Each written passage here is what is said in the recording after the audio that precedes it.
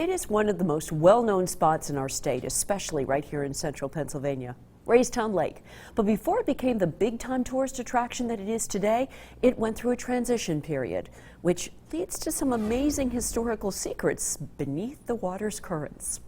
Here on the shores of Raystown Lake, if these frigid waters could talk right now, then they would tell you a rich history that they make up. 8,300 acres, nearly 30 miles of flowing water accompanied with surrounding mountains and landscapes that make this area one of the most visited places in Pennsylvania for tourists. But a little tidbit of that rich history actually lies beneath these waters.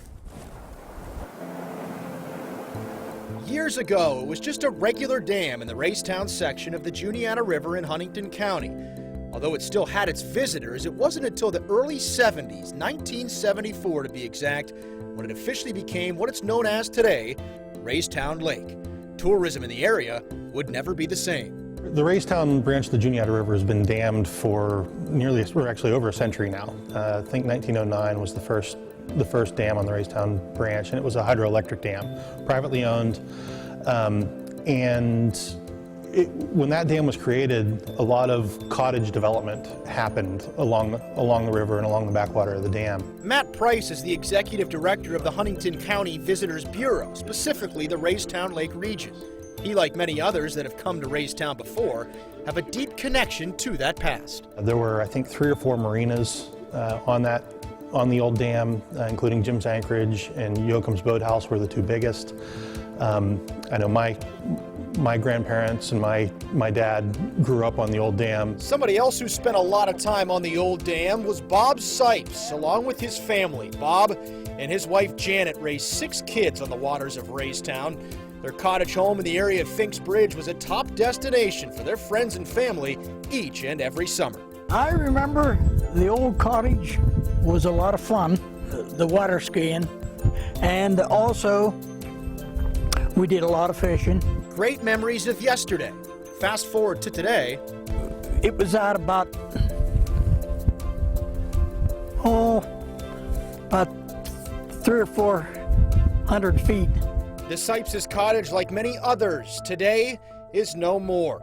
Many of the homes in the area flooded over, in some parts destroyed as part of a project developed and carried out by the Army Corps of Engineers, initiated to help with flood control and improve water quality and recreation, among other things. The thousands of people like Bob and his family were warned of this impending controlled flooding, he said, sometime between 1970 and 71, but it still didn't make it any easier at the time.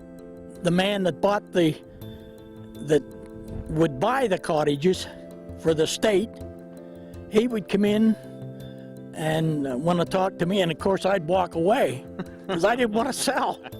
If you look out there now, would there be, if we go underwater, would there be anything left of the old cottage in terms of a well, base or a I structure? thought there was, but I understand that they just knocked it down. So maybe no remnants of the Sipes family's old cottage, but the murky waters of Raystown Lake still do hold some amazing reminders of what once stood in the area. Take a look at some of this incredible video shot back in 2012, some 160 feet below the lake's surface, taken by diver Rich Shea. The beams you see, Rich says, are part of the old Hans Bridge. Another clip shows beams from an old powerhouse. We found more amazing pictures as we scrolled through a magazine published by diver John Schaefer, images of all sorts of things still standing underwater. And look what Schaefer captured in the area once known as the Little Island. Yes, an actual car. I can't believe this. So incredible how much history still sits down beneath the waters of Raystown Lake. The Sipes family contributed to it, as did many others. And while tough to think back to how those chapters of life ended, the memories will certainly last a lifetime. For WTAJ News, I'm Casey Cans. Amazing. Bob Sipes has since rebuilt from scratch a new cottage in the intricate area of Raystown Lake up near James Creek. And for the records, we did ask Bob if in the big picture he thought the whole project was a good idea, and he said, quote, "They had to do it."